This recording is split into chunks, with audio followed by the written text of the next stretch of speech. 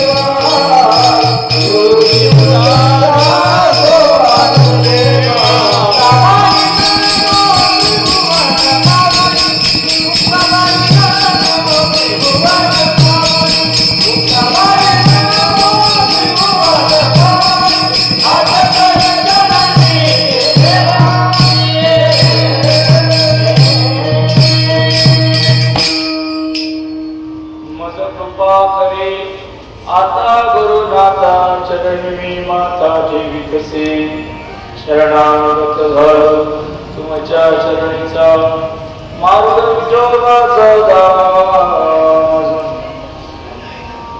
आता हृदय आपले चौपालनिया भले वरी वैसौ पावले श्री गुरुजी नमस्कार आता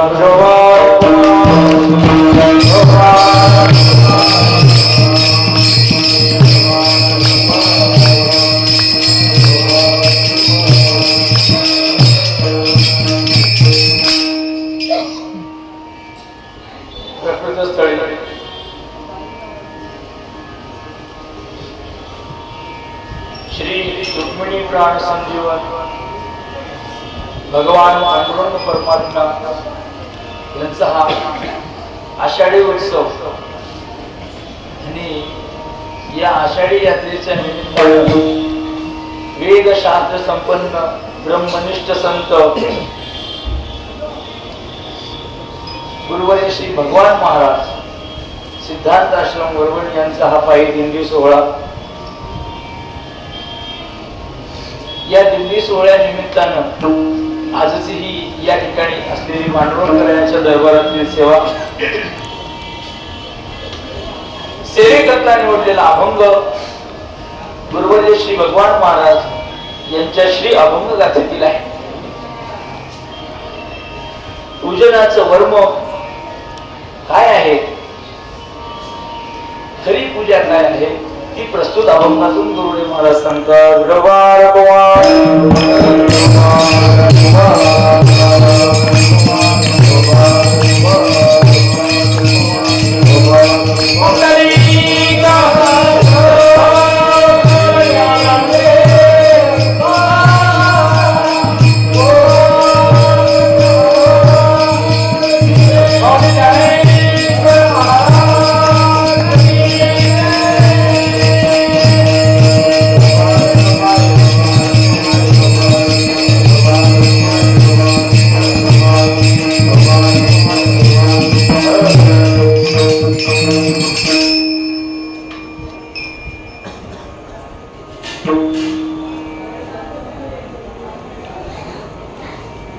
वारकरी संप्रदाय मुख्यतः भक्तिप्रधान आहे. सर्वच साधू संतांनी भक्ती तत्वाचा अंगीकार केलेला आहे.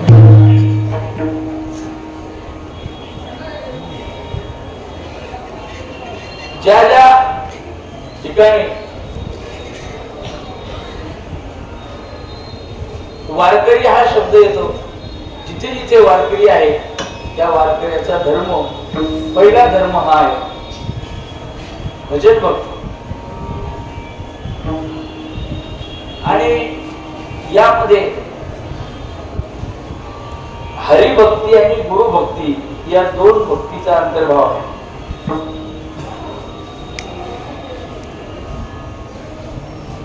संत सम्राट ज्ञानेश्वर महाराजांनी गुरुभक्तीचा जास्त प्रचार केलेला आहे. आता विश्वात मुकतो माझा स्वामी श्री निवृत्ती राजा. श्री ज्ञानेश्वर महाराज ज्ञानाचे ईश्वर करे ज्ञानियांचे राजे,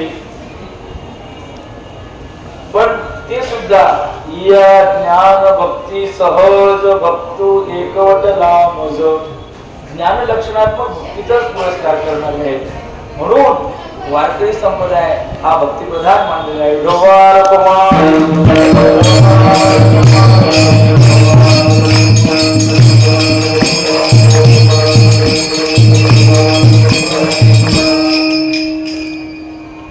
आता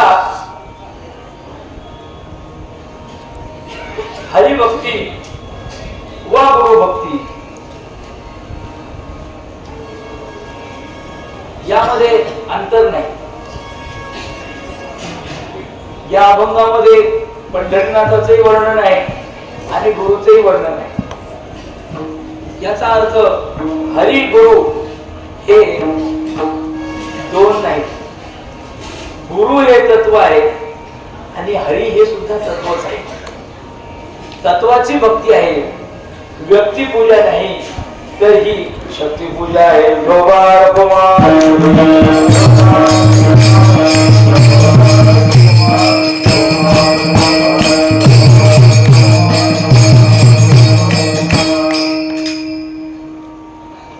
गुरु असो, संत असो किंवा भगवंत असो, हे तत्व आहे आणि तत्वाला वाहून ती घेतात, तेच खरे वैष्णव आहे. इथे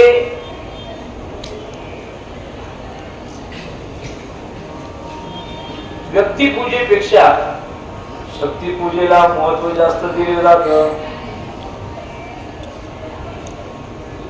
व्यक्तिनिष्ठ, तत्वनिष्ठ, ब्रह्मनिष्ठ. आता सगळ्यात श्रेष्ठ जे ब्रह्मनिष्ठ आहेत, आत्मनिष्ठ आहेत, तत्वनिष्ठ आहेत, त्यासाठी हा अभंग आहे.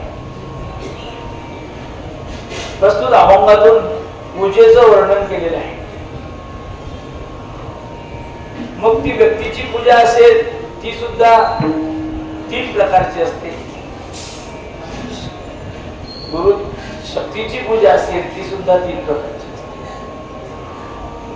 पूजनीय गुरुदेव भगवान बाबा सांगतात, क्रियात्मक पूजा, उपासनात्मक पूजा आणि ज्ञानात्मक पूजा.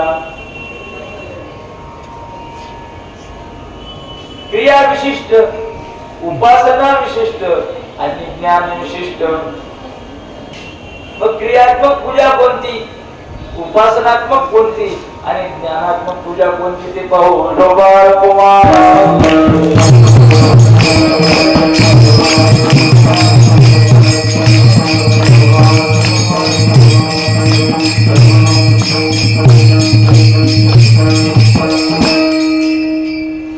आजचा हा दिवस आषाढी एकादशीचा दिवस आहे.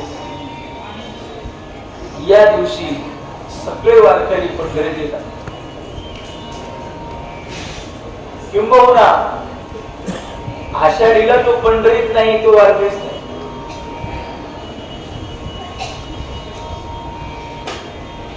दशमीला त्याने पंढरीत असलंच पाहिजे,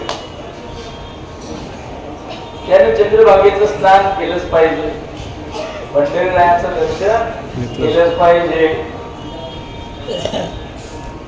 चंद्रभागे स्नान विधी करता, चंद्रभागे स्नान विधी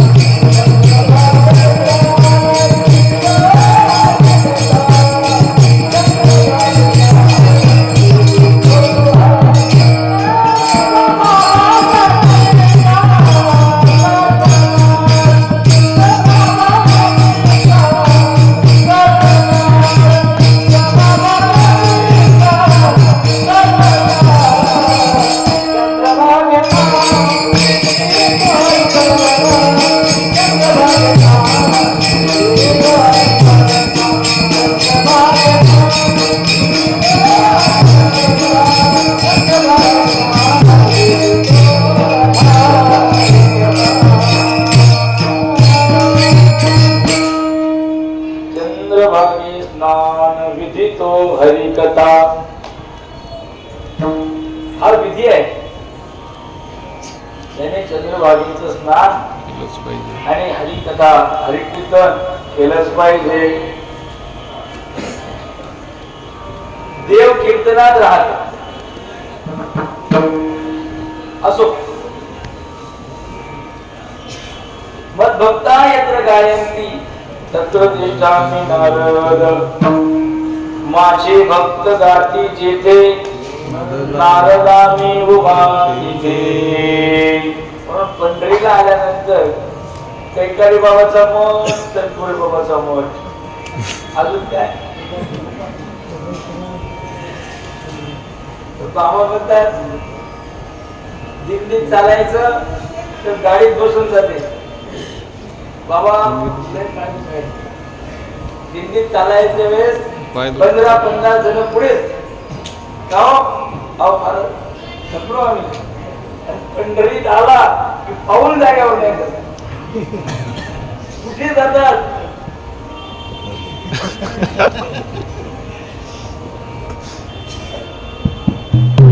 देव किती आहे? देव कुठे आहे? कीर्तनात देव आहे.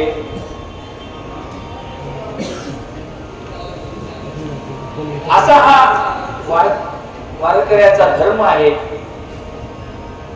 आणि भक्तांना सांगून ठेवलं आषाढी कार्तिकी विसरू नका मज. आषाढी कार्तिकी विसरू नका मज. आषाढी कार्तिकी विसरू नका मज. आषाढी कार्तिकी विसरू नका मज.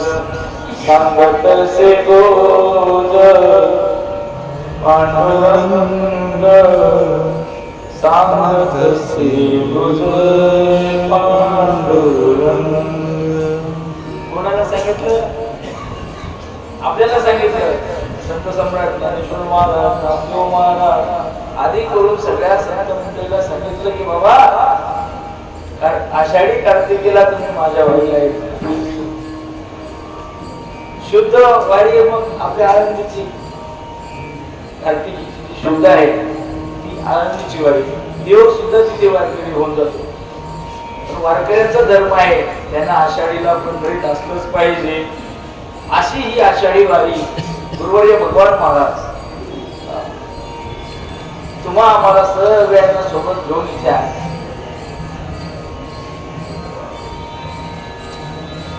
आता असं आहे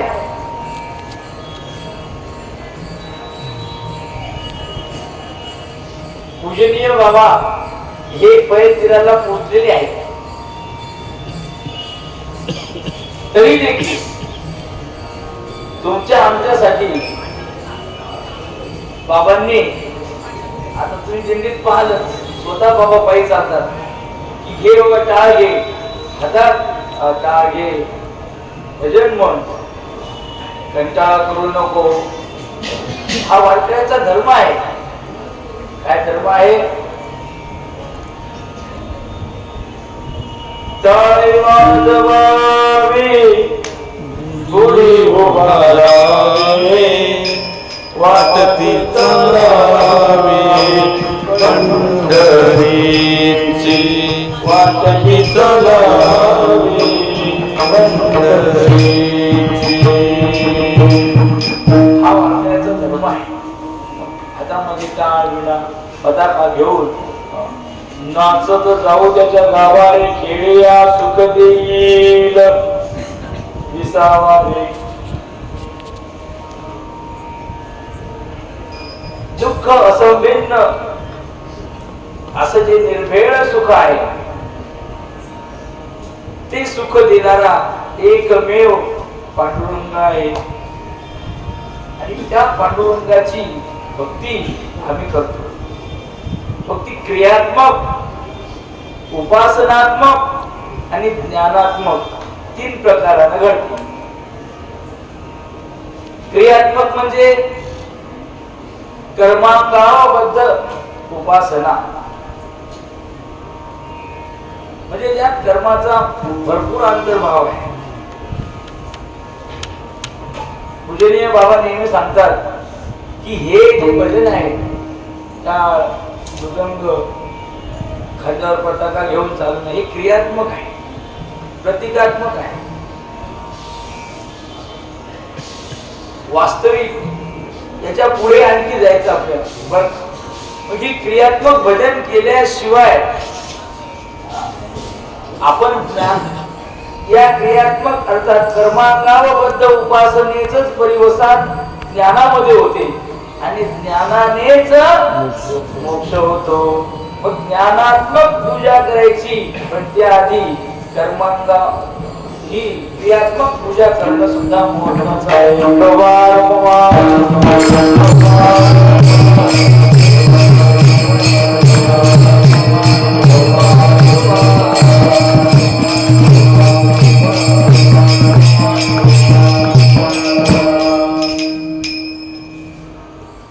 पूजा म्हणली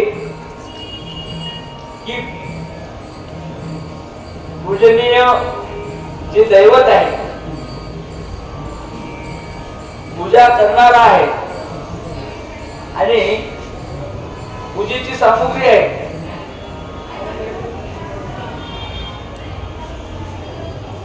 या सगळ्यांचा त्यात अंतर्भाव आहे पूजेमध्ये. पूज्य पूजक आणि पूजा सामुग्री ही असल्याशिवाय क्रियात्मक पूजा होत नाही. ती सुद्धा निष्ठेनं करायला पाहिजे. ती सुद्धा निष्ठेनं करायला पाहिजे. आम्ही दिंडीत टाळ घेतो, वाजवला तिथेच ठेवून देतात लोक. तिथेच पाहून गळ्यात ठेवा. मग गळ्यात ठेवला की 10 टाळ बसते ना. हे महाराज म्हणले की ठेवले बाबा एक टाळ. गुरुजी म्हणले 1000चं नुकसान होते, ठेवले एक करत आहोत. टाळ असल्याशिवाय भजन होत नाही आणि त्याच्याविषयी भक्ती असल्याशिवाय त्याचं फळ मिळत नाही.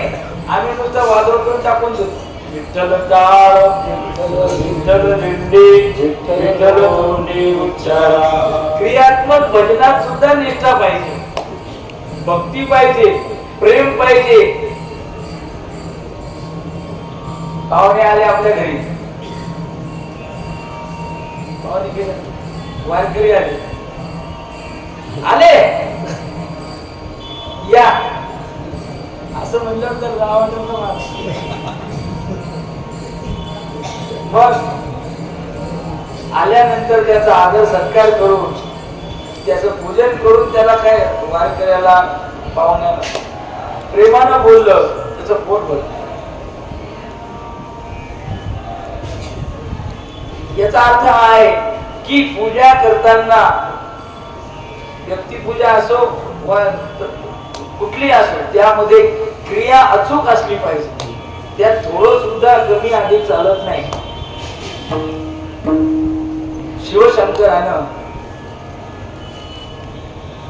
भगवान विष्णूची पूजा आरंभ केली. क्रियात्मक पूजा सांगतो बरं. आता महाराज सकाळी बाबाजवळ बसले होते. योग आता विचार काय करू. शिव विष्णू एक एकाचे हृदय पर. आता फार शिवशंकराच्या पूजेचं फारच म्हणजे काय म्हणतात भक्तिभावानं सगळे शंकराची पूजा करायला लवकर प्रसन्न होतो. शंकर भगवान शंकर लवकर प्रसन्न होतात. आपल्याला झटपट पाहिजे. खरा देव प्रसन्नच होत नाही. बाबा म्हणतात त्याने डोकं फोडून घेतलं तरी मी त्याच्याकडे पाहत नाही. कारण सकाम भक्ती आहे आणि लोकांच्या सकाम भक्तीचा बाबाला फारच राग येतो. हे घ्या म्हणलं की ते असं घेतात आणि दुसऱ्या देऊन टाकतात, कारण त्याला वास येतो, त्याचा वास येतो कसा, याच्या मनात त्याच्या बदल्यात काहीतरी आहे, घेतच नाही. असं घेऊन असं देतात. विठोबा कुमार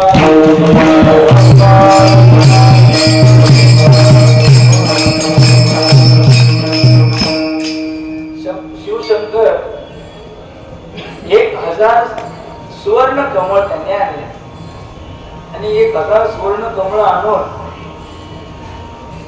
पूजा आरंभ केली भगवान विष्णूची. बरं,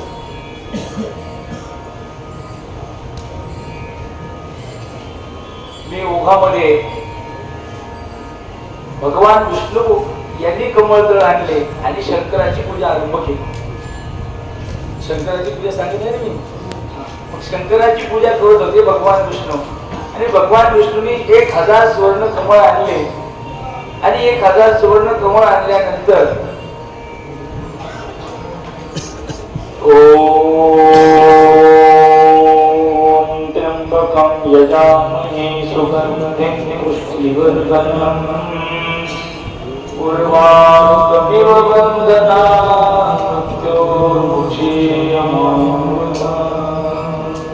असे मंत्र म्हणायचा आणि एक कमळाचं फुल, एक फुल अर्पण करायचं. एवढा मंत्र लय मोठा. श्री ओम नमः शिवाय असं म्हणून एक कमळाचं फुल अर्पण करायचं.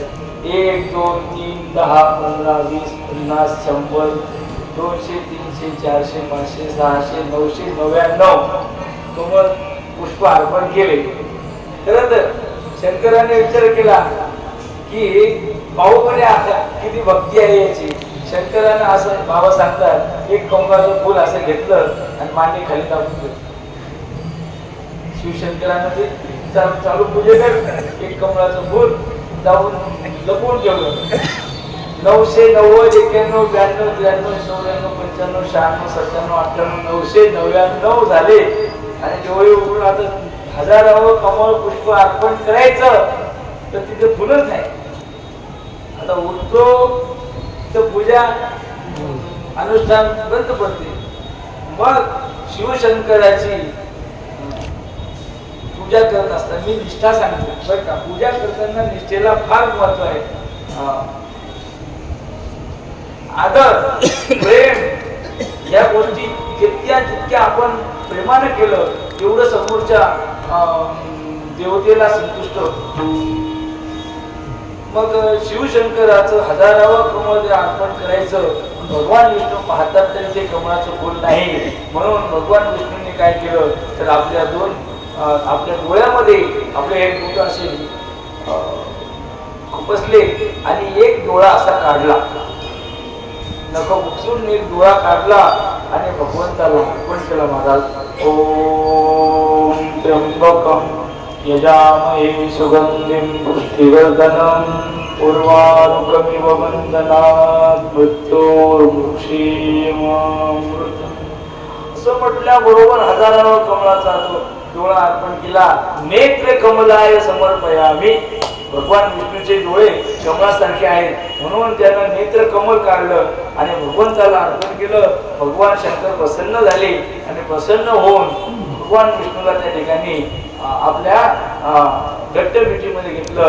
अरे असं काय करता विठोबा कुमार.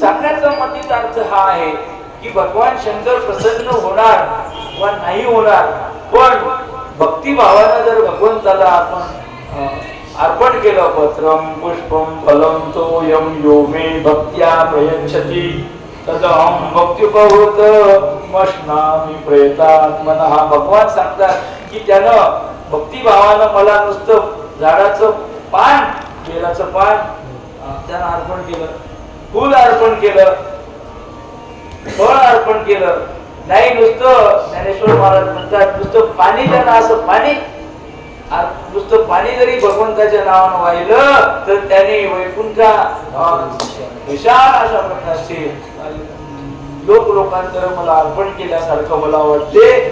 हा त्या भक्तीचा प्रताप आहे. गोपाळ कुमार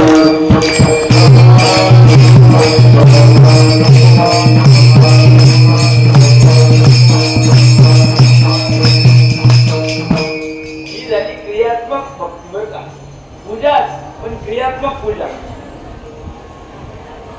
क्रियात्मक म्हणजे त्यामध्ये क्रियेला प्राधान्य आहे, कर्माला प्राधान्य आहे. जरी चिरतील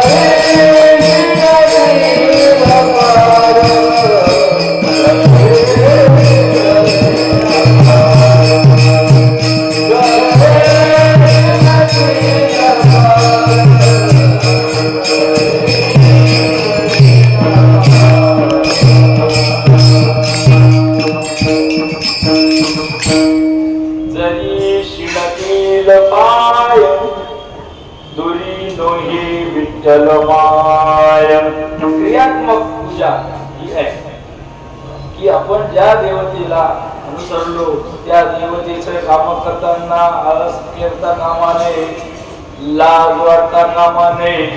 मग निर्लस भावनेनं, निष्काम भावनेनं कर्मण्येवाधिकार असते मा फलेषु कदाचन. मग फलाभिलाषा, फळाचा संग टाकून, कर्तृत्वाचा अभिमान टाकून जे केली जाते ती कर्मांगावबद्ध उपासना. दोन्ही गोष्टी आल्या त्यांच्या. कर्मा क्रियात्मक आणि उपासनात्मक भक्ती घडते या वारीमध्ये. आणि वारीमध्ये ही क्रियात्मक आणि उपासनात्मक भक्ती घडल्यानंतर मग काय होते, चित्ताची शुद्धी होते. आणि चित्ताच्या शुद्धी झाल्यानंतर ऐसी कर्मे साम्य दशा होय चेत विरेशा. श्री गुरु पैसा भेटते. मग श्री गुरूंची भेट होते, संतावर निष्ठा बसते आणि संताच्या गुरुच्या कृपेनं मग ज्ञानात्मक पूजा काय होते, ती ज्ञानात्मक पूजा घडते, आपल्याला घडते. ती आता बघू आपण.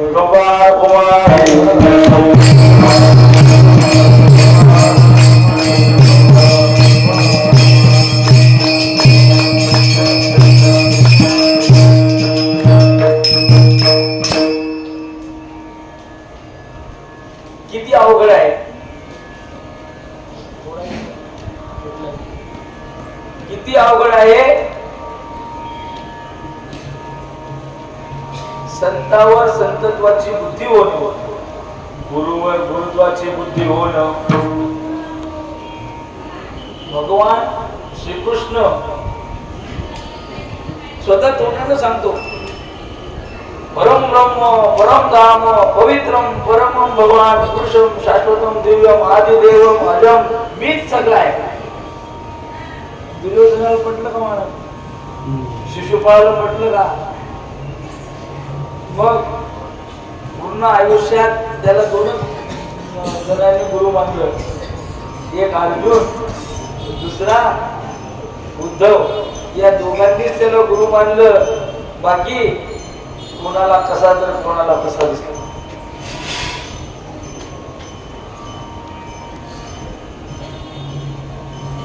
मल्लानाम अशनिर्नाम नरवरा स्त्रीणाम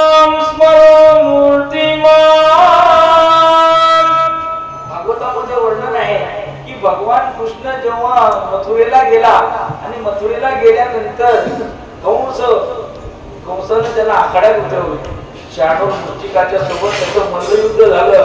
त्यावेळेला मल्लानाम अशनिनाम नरवर, त्या मल्लांना तो मल्लासारखा पैलवानासारखा दिसला. जे राजे होते त्याला राजासारखा दिसला. आजीबाई होत्या बसले तिथे, धनुर्यज्ञ होता, मग तिथे सगळे प्रदर्शन मांडलेले होते. मग ज्या आजीबाई होत्या त्याला तो नातवासारखा दिसला. काही गवळणी होत्या त्यांना तो मित्रत्वाच्या भावनेने दिसला. श्रीराम स्मरो मूर्तिमान, स्त्रियांना तो काम देवासारखा तेजस्वी असा दिसला. याचा अर्थ तुम्ही त्याच्यातल्या ज्या भावनेनं पाहता त्या भावनेनं तो दिसतो. संताकडे ज्या भावनेनं पाहाल त्या भावनेनं तुम्हाला ते संत या ठिकाणी अनुग्रह करत असतात. जाके रही भावना जैसी, जाकी रही भावना जय। ओ प्रभु मूल देखी तैसे, जाकी रही भावना जय।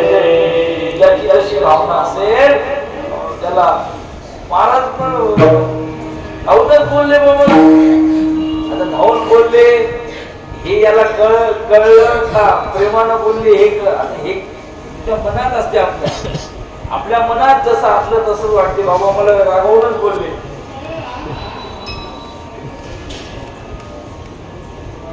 ताई म्हणते ए पेल्या कार्ट्या उन्हात मरू नको, सावलीत मर जा. तिच्या घरात मर, त्या डब्यात लाडू ठेवला तो खा. बाबा म्हणतात तिच्या मर म्हणण्यात प्रेम आहे का राग आहे?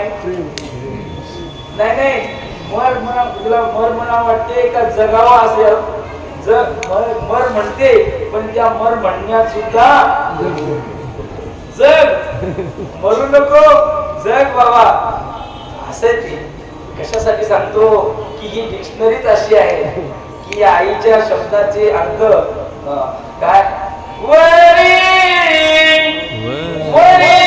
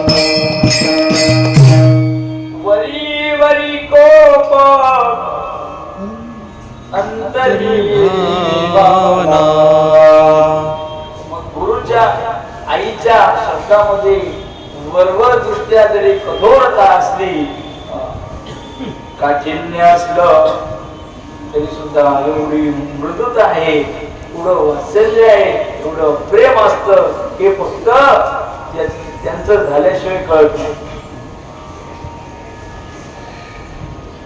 आई बाबा म्हणतात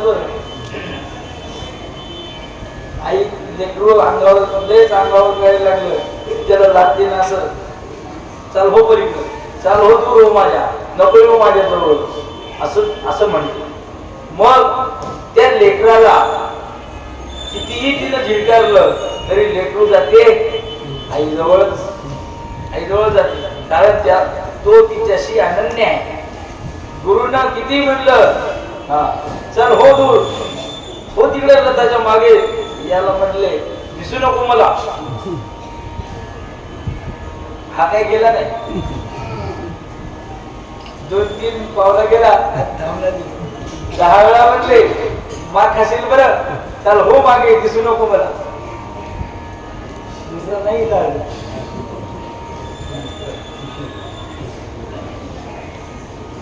मग ते दिसू नको म्हणले, तुम्ही होते मावले. मग खरंच त्याच्या चेहऱ्यावर तसं काही नव्हतं, फक्त तोंडानं म्हणत होत वरी वरी खूप अंतरी अतिशय प्रेम, अतिशय मायाळू. तो भोली भोली माया, आईपेक्षाही जास्त प्रेम गुरुचं असतं.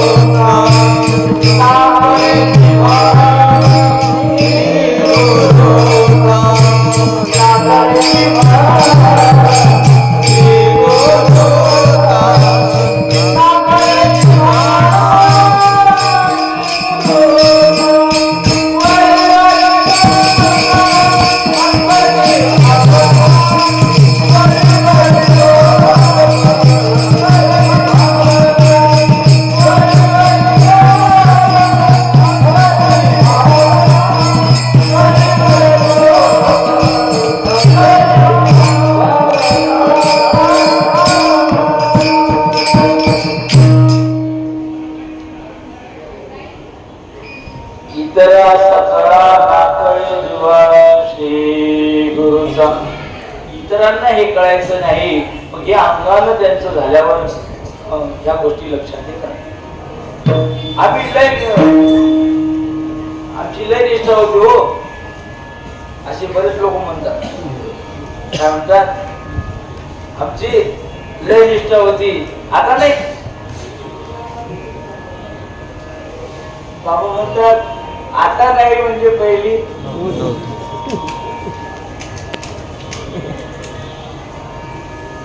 मी ज्ञानात्मक पूजा सांगतो बरं, मी विषयांतर करत नाही किंवा इथे दुसरीकडे चाललो नाही. मी ज्ञानात्मक पूजा कशी घडते ते सांगत आहे. कर्मांगाबद्ध उपासनेचं परिवसन ज्ञानात झालं, पण ज्ञान होण्याकरता गुरु कृपेची आवश्यकता आहे. कर्मांगाबद्ध उपासना झाल्यानंतर चित्त शुद्ध झालं, गुरु चरणी साम्य दशा झाली आणि गुरुची भेट झाली. पण भेट झाल्यावर गुरुवर गुरुत्वाची बुद्धी होणं, याला लय पुण्य पाहिजे. नाथ महाराज म्हणतात, पूर्व सुकृताचा पूर्ण अभ्यासाचा दास सद्गुरूचा दास, सद्गुरूचा दास. दास व्हायची कोणाची तयारी नाही. जो आला तो खांदन होऊनच बसतो. मग बाबा म्हणतात की ते ओळखून घेतात बर का. मग गुरुच्या समीप गेल्यानंतर पहिल्यांदा ते असं वाजून पाहतात, झोपून पाहतात. मग ती लक्षात येते त्यांच्या, आणि मग लक्षात आल्यानंतर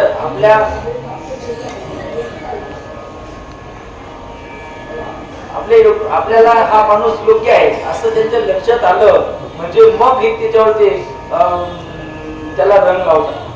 तसा रंगच लावत नाही. अहो म्हणतात, दगडाचा देव करणं सोपं काय सोपं आहे? सगळा देव करायचा आणि एखादी चटणी जर लागली जोरात गेलं त्याचं लागतं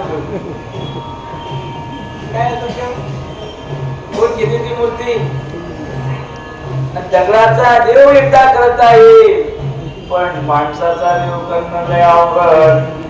कारण माणसाचा अभिमान कधी जागा होईल आणि तो कधी म्हणत माझ्याच मागे लागले. मग असो, गुरूंच्या जवळ गेल्यानंतर दास होणं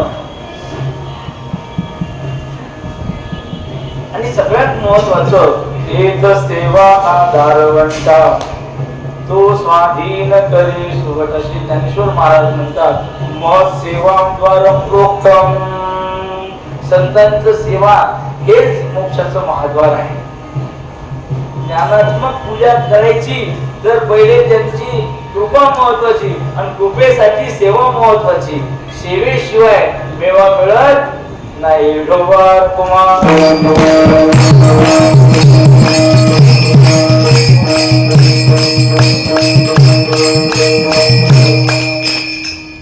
मग सेवा किती केली यापेक्षा कशी केली आणि कोणत्या भावनेने केली याला महत्व आहे. आपल्या शेतात मजूर दिवसभर काम करतो. किती काम करतो? दिवसभर काम करतो, पण संध्याकाळी म्हणतो द्या पैसे. आणि पोरगा एक एक एक नुसता चक्कर मारतो. घरचा मुलगा आपला नुसती चक्कर मारतो, तर त्याचं सगळं लक्षात येते. बैलाला पाणी पाजलं नाही, गाईला पाणी पाजायचं.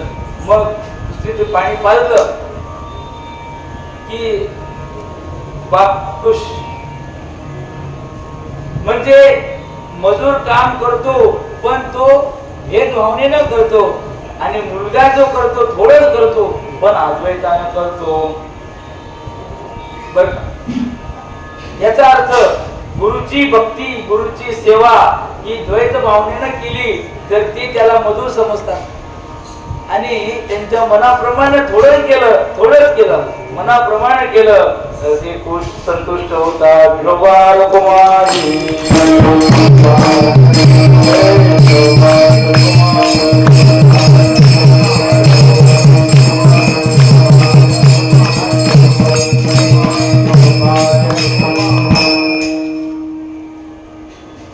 क्रियात्मक पूजेमध्ये, उपासनात्मक पूजेमध्ये उद्या आषाढी आहे, मग तुळशीदळ घेऊन आणा. तुळशीचे पत्र मंजुळा आणल्या, माळ बनवली, सुकू नये म्हणून फ्रीज मध्ये ठेवली. पाण्याचा ओला रुमाल करून त्यात ठेवली. उद्या सकाळीच आपल्याला देवाला घालायची. हे जे आहे हे ज्ञानात्मक भक्तीमध्ये हे कष्ट नाही. पण त्यासाठी आधी तुळशीदळ आणल्याशिवाय चित्त शुद्ध होणार नाही, लक्षात घ्या.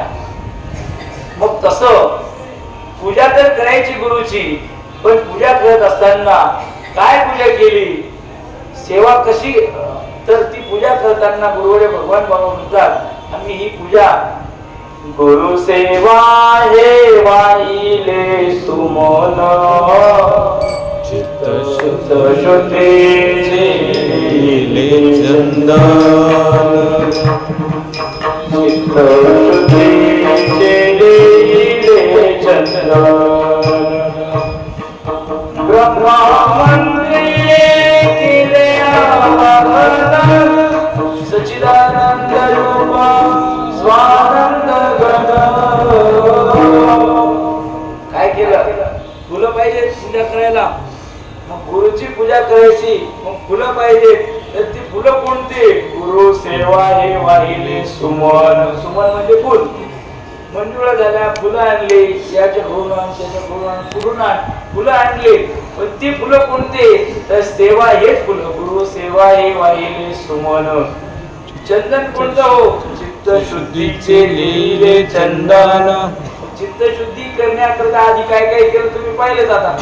मग अशी चित्तशुद्धी रूपी चंदन लावलं, ब्रह्महम मंत्रे केले आवाहन. गुरुने सांगितलं, श्री गुरुने सांगितले तुझी ब्रह्म ऐसे, हे वचन धरुणीला आहे दृढ विश्वासे. मग गुरुने सांगितलं त्वम एव साक्षात ब्रह्मासी नित्यम तत्वमसी ब्रह्महम मंत्रे केले आवाहन. देवाचं मंत्र कोणता उच्चारला? अहम ब्रह्मास्मी, अहम ब्रह्मास्मी, अहम ब्रह्मास्मी वचन. या नावे भगवत भजन. श्री नाथ महाराज सांगतात की अहम ब्रह्मास्मी या मंत्राचा जप केला आणि मग काय झालं? सच्चिदानंद रूप स्वानंद घन चित्तामध्ये त्या ठिकाणी समाधानाची स्थिती निर्माण झाली आणि त्याचं ध्रुवपद आहे झाली पूजा, झाली पूजा, झाली पूजा, पूजक भाव गेला ब्रह्मभाव अंतरी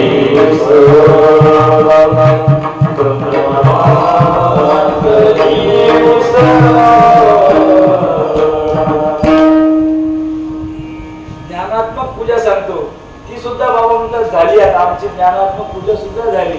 पूजेचं सुद्धा आम्हाला काम उरलं. क्रियात्मक पूजा, उपासनात्मक पूजा, ज्ञानात्मक पूजा करत असताना गुरुची पूजा केली. पण कशी केली? सेवा केली, चित्तशुद्ध केलं, अहम ब्रह्मास्मी बोलावं आरूढ झाले. त्यानंतर मग श्री गुरुची कृपा झाली. काय कृपा झाली? ब्रह्मभाव अंतरी उसळला, ब्रह्मभाव अंतरी उसळला. ब्रह्मभाव निर्माण झाला चित्तामध्ये. आता याच्यावर तुमच्या अभंग कोणता लक्षात आला? बाबा नवले बाबा झाली पूजा, पूजक भाव गेला. याच्यावरून टाकल्यातला अभंग आहे संत वाङ्मयामध्ये. झाली संध्या, संदेह माझा गेला, आत्मा राम हृदयी प्रगटला. शब्द बदल आहे, भाव एकच आहे, अर्थ एकच आहे.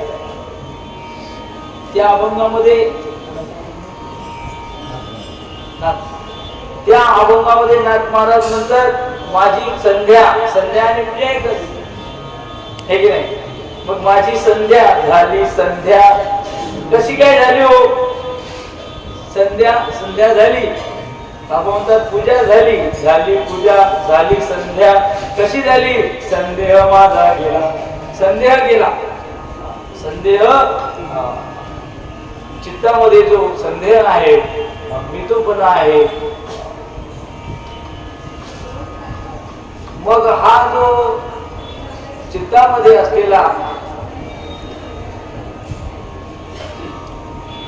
ध्यान देऊन बसलेला आवरण नावाचा जो दोष आहे, त्या आवरण नावाच्या दोषानं चित्तामध्ये अनेक प्रकारचे संदेह निर्माण केले. ते सगळे संदेह निघून गेले आणि संदेह निघून गेल्यानंतर माझी संध्या पूर्ण झाली. झाली संध्या, संदेह माझा गेला. संदेह गेल्याशिवाय पूजा होत. चित्तामध्ये संदेह असेल, शंका असेल, शंका जोवरी मनी तोवरी मोह नाही पेटला. चित्तामध्ये शंका आहे, चित्तामध्ये संदेह आहे, विकल्प आहे. त्या विकल्पाची निवृत्ती झाल्याशिवाय अहंता ममता गेली, झाला तो शांती रूपची. अहम मम, अहम मम, अहम ममतेच्या लवण सवडी. मग हा जो संदेह आहे, हा संदेह जाणं अतिशय गरजेचं आहे. संदेहाच्या सुटल्या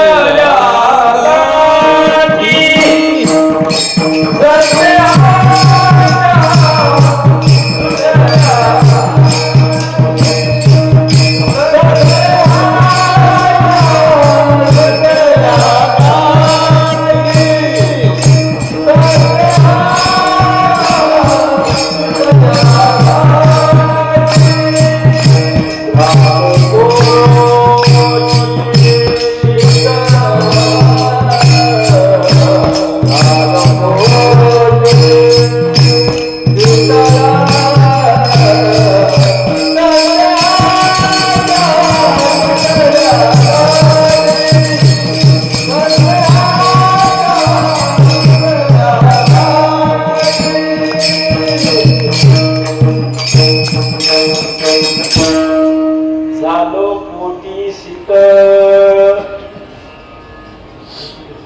त्यामध्ये जी गाठ आहे, आम्हाला नेहमी सांगतात की मनातली गाठ ग्रंथी, चिडचिड ग्रंथी, हे बरंच मोठा लांब विषय आहे. आपल्याला तिकडे जायचं, भान बोलत जायचं नाही. मग चित्तातली जी गाठ आहे, गाठाळ माणूस, बाबा सांगतात गाठाळ लाकूड, चिंचेचं लाकूड, अंजनाचं लाकूड गोळ्यात दिलं, अंजनाचं लाकूड आपल्याकडे आणलं. इकडे चिंचेचं लाकूड फोडायचं म्हटलं तर जमते का? 1000 रुपये घे, कारण त्याच्यात गाठी असतात. गाठाळ लाकूड फोडता फुटत नाही. गाठाळ पिटलं, व्यसनामध्ये जर डोळे झाले आणि म्हणून ते टाक, आणखी कोशिंबीर का संभार टाकला, आणखी तुमच्या भाषेत लसणाची पात, कांदा जरी दिला, गाठाळ आहे, असाल का तुम्ही?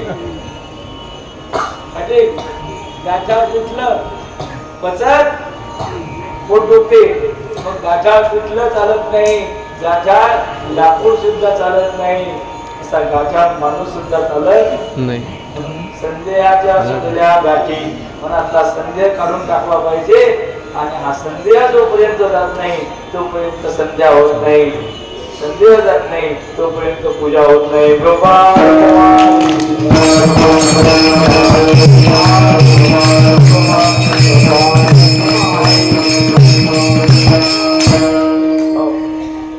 मग आज चित्तामध्ये असलेली जी भेद भ्रांती आहे, चित्तामध्ये असलेली जी भेद भ्रांती आहे, द्वैत भावना आहे. मग द्वैताच्या वैसकेवर केलेला व्यवहार कोणालाच आवडत नाही, कोणालाच आवडत नाही.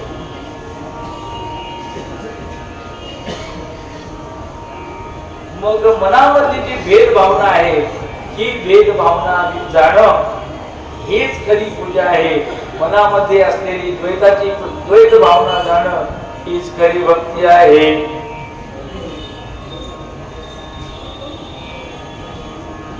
मी तो पणा जाऊ रे दुरी, एकची घोंगडी पांघरू हरी.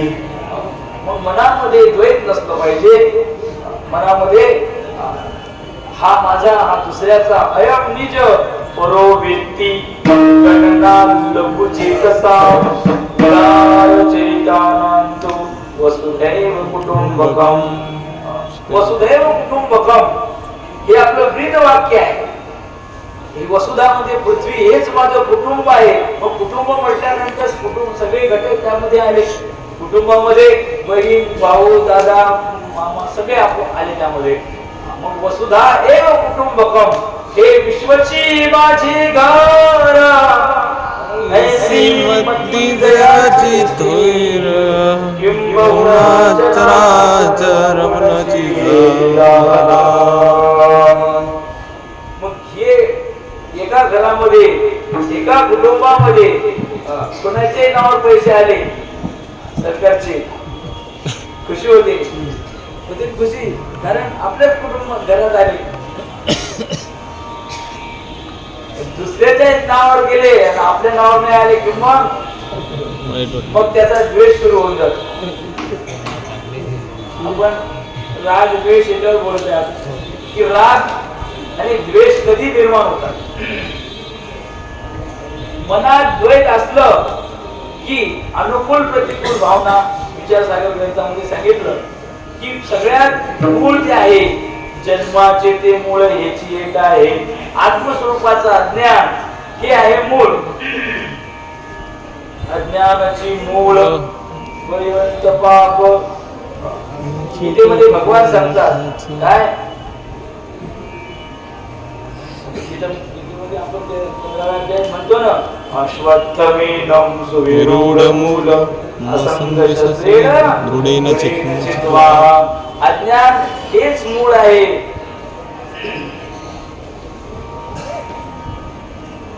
भगवान म्हणे अज्ञान हे मूळ अज्ञान हे मूळ भांडे अज्ञान हे मूळ भांडे अज्ञान हे मूळ आहे आणि मुळाचा छेद केल्याशिवाय वरचा वृक्ष वाढणार नाही. संसार वृक्षाचं मूळ काय आहे? अज्ञान आहे. आता नीट आहे, अज्ञान आहे मनामध्ये, म्हणून तू आणि मी मितूपणा आहे, भेद भावना आहे. आणि जिथे भेद भावना असते तिथे मग हा माझा हा दुसऱ्याचा. आपला मुलगा आला की त्याला बुडाकडचा होऊन द्यायचा आणि भावाचा मुलगा आला की त्याला वाड्याचा होऊन द्यायचा. हे काय झालं? ही भेद भावना झाली. आपला तो अनुकूल आणि परका असला तर मग अनुकूल प्रतिकूल भावना असली, भेद भावना असली की या गोष्टी घडतात. राग आणि द्वेष.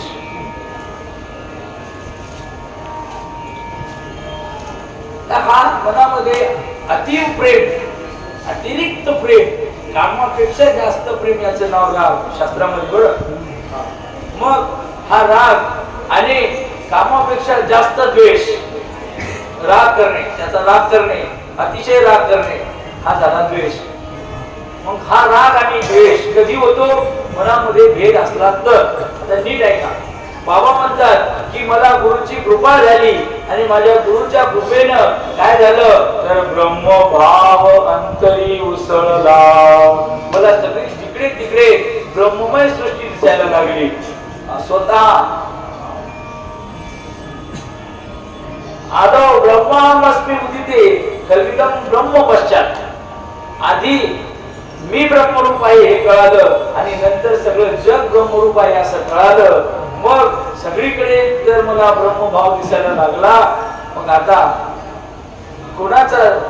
कोणाला जवळ धरणार आणि कोणाला दूर लोटणार?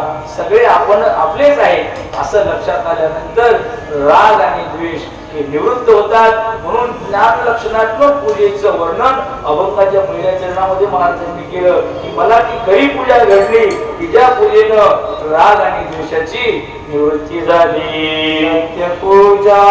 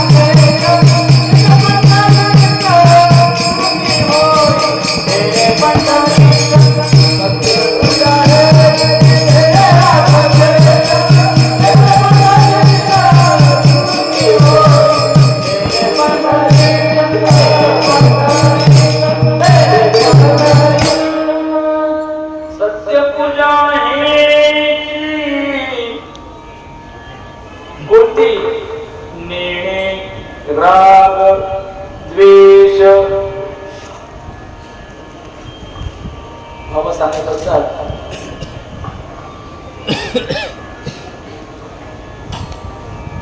आपल्या बहिणीचं पोरग आपल्या घरी आलं, बहिणीचं पोरग तुमच्या घरी शिकायला आलं,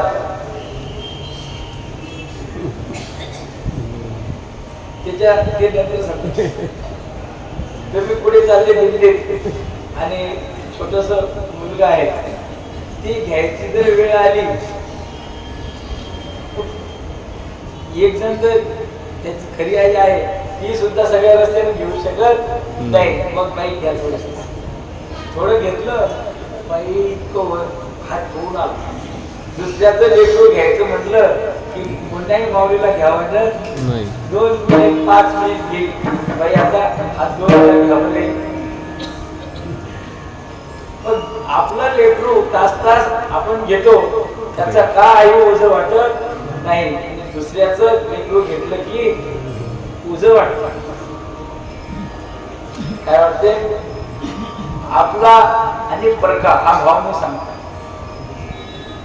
राग शब्दावर बोलतो मी, अतिरिक्त प्रेम, आपल्याबद्दल प्रेम असते आणि परक्याबद्दल बाई पोरग नुसतं शाळेत जा म्हणलं तर जाते, शाळेतून घरी आलं दप्तर फेकून दिलं की का आई करत नाही, हंडा भरून आण म्हणलं हंडा भरून आणत नाही.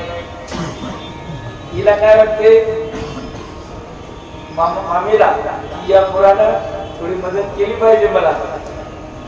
मग कोणी आलं शेजारी येऊन सांगते बाई हे पोरगं लय खेळ आणलं या पोरानं आम्हाला.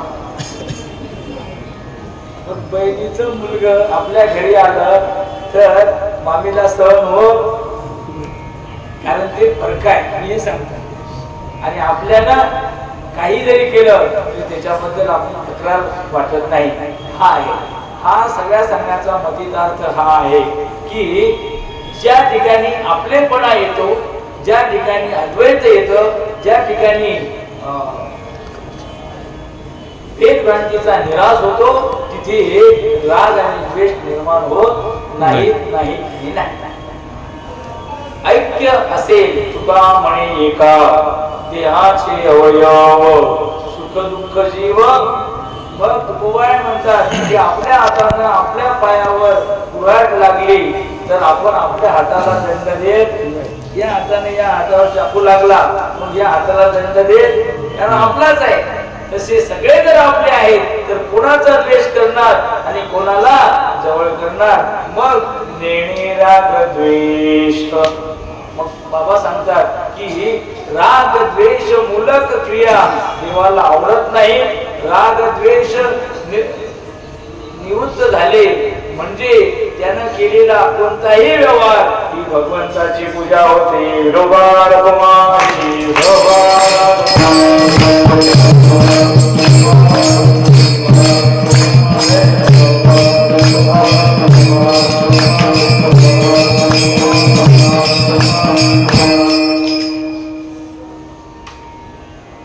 मनामध्ये जीवाजीवाचा भेद असेल. 5 प्रकारचे भेद शास्त्रात आहेत, ते आता सांगत नाही.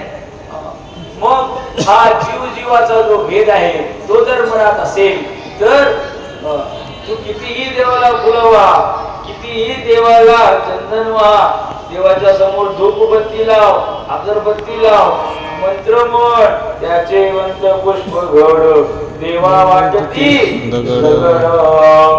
देवाला ते फुलं दगडासारखे वाटतात, कारण मनात द्वेष आहे. इतराबद्दल मनामध्ये द्वेष करतो आणि वरतून देवाला फुलं काय वाहतो, देवाला अत्तर काय लावतो. बाबा म्हणतात ती पूजा देवाला आवडत नाही.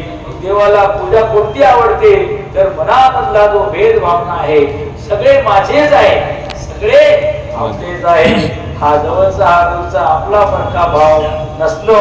राग द्वेष निरसन झाल्यानंतर चित्तामध्ये जो निर्मळपणा येतो आणि निर्हेतुकपणा येतो. सहज व्यवहार जो आहे ते सहज व्यवहार देवाला होतो. सहज कर्मेती दादी ब्रह्मार्पण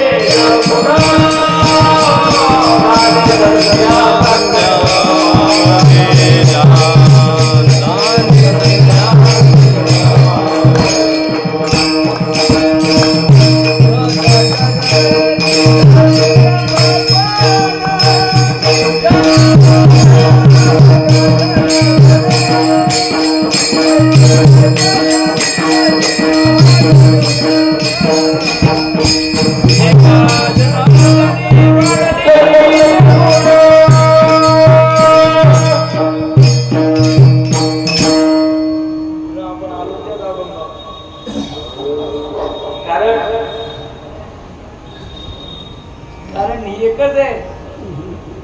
आपल्याच मनात भगवान बाबांना अभंग केले एकच आहे. आता पुन्हा आपण त्याच अभंगात झाली संध्या संध्या माझा गेला आत्माराम हृदय प्रगटला.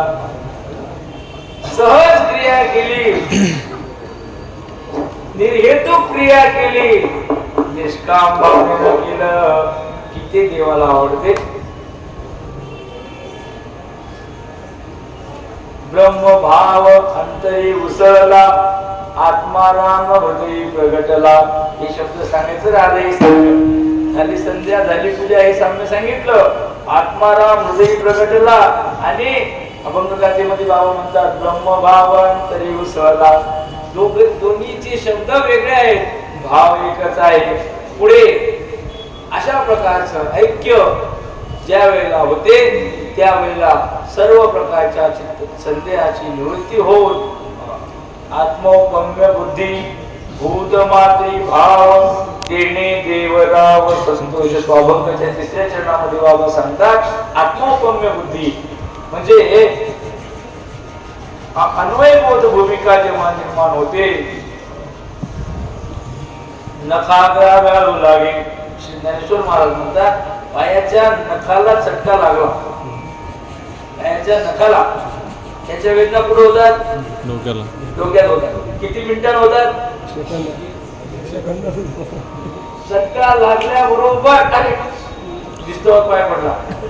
मग नखाग्रा व्याळू लागे ती वेदना एका क्षणात आपल्या मस्तकापर्यंत कळते. आपल्याला कळतं. म्हणजे शरीराच्या बाबतीत आपण काय आहोत?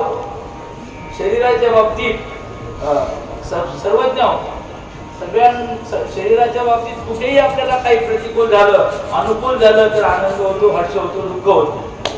तसं जगातल्या प्रत्येक घटकाला दुःख झालं तरी याला कळते. मी काय कोणालाही दुःख हो त्याच्या वेदना याला होतात. ज्याला म्हणजे ज्याला पूजा घडली त्याला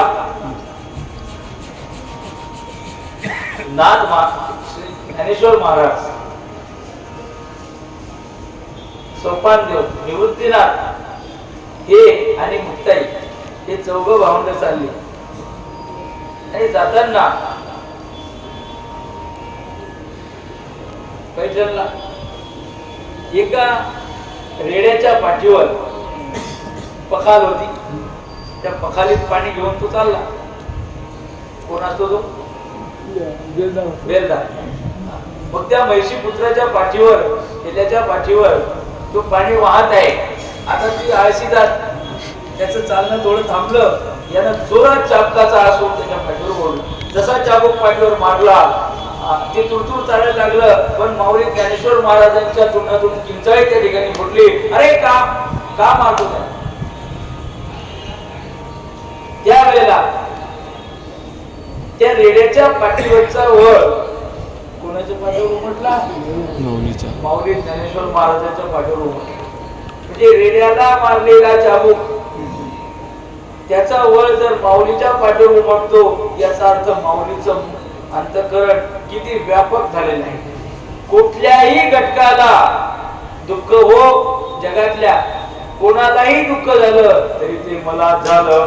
शरीरात कुठेही झालं तर आपल्याला एकदम कळतं. तसं जगातल्या प्रत्येकाला, प्रत्येक जीवाला सुख हो दुःख हो त्याच्या संवेदना ज्याला कळतात त्याचंच नाव वैष्णव आहे. त्यालाच आत्मौपम्य बुद्धी म्हणतात. ही आत्मौपम्य बुद्धी भूत मात्री भाव तिने देवराव संतोषतो. वैष्णव जन तो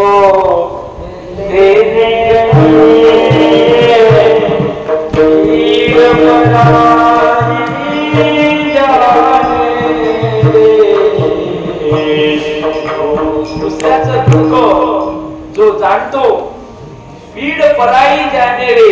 दुसऱ्याच्या दुःखानं दुःखी होतात त्यांचं नाव वैष्णव, त्यांचं नाव संत. दुसऱ्याच्या दुःखाने दुःखी होऊन त्याचं दुःख निवारण करण्याकरता जे सगळं आयुष्य वेचतात त्यांचं नाव संत. दुसऱ्याच्या दुःखाने आनंदी होऊन त्याला जास्तीच्या टक्क्यानं कर्ज देतात त्याचं नाव पंत. पंत म्हणजे सावकार. त्याच्या पोरीचं लग्न आहे, तो कर्ज काढायला आला, नापिकी झाली, मग आता अडचणीत आहे, दुःखी आहे. हा म्हणतो किती टक्के? 10%. मला माहित नाही. जास्तीच्या भावाने कर्ज देतो. दुसऱ्याच्या दुःखात सहभागी होऊन दुसऱ्याच्या दुःखात सहभागी व्हावे. वाटून या घ्यावे थोडे भार सदैव झटावे. दुसऱ्याच्या कल्याणा तिने द्वारकारांना संतोषतो. अभंगात सांगितलं की तिने देवराव संतोषतो. अशा प्रकारे आत्मौपम्य बुद्धी संतांच्या ठिकाणी असते आणि ती पूजा गुरुदेव भगवान बाबा म्हणतात माझी झाली. अर्थात सत्य पूजा हेची नेणे राग द्वेष तिने पंढरीश सुखी होई. हीच थोर भक्ती आवडती तया भूत माती दया असो द्यावी. हीच थोर भक्ती आवडते देवा संकल्पावी माया संसाराची. असं आहे हे गुरुदेव भगवान बाबाच्या प्रासादिक वाणीतून निघालेले अभंग आहेत. भगवंताने काय केलं, अशीच पंढरीची वारी होती, खूप पाणी पडला खूप. आता सगळं व्यवस्था झाली मंदिरात, तेव्हा काय नव्हतं. आणि मग सगळ्या देवाच्या पायापर्यंत पाणी, नावेत बसून जायची वेळ आली. बरं का, बोध तिथपर्यंत गेली आणि भगवंताच्या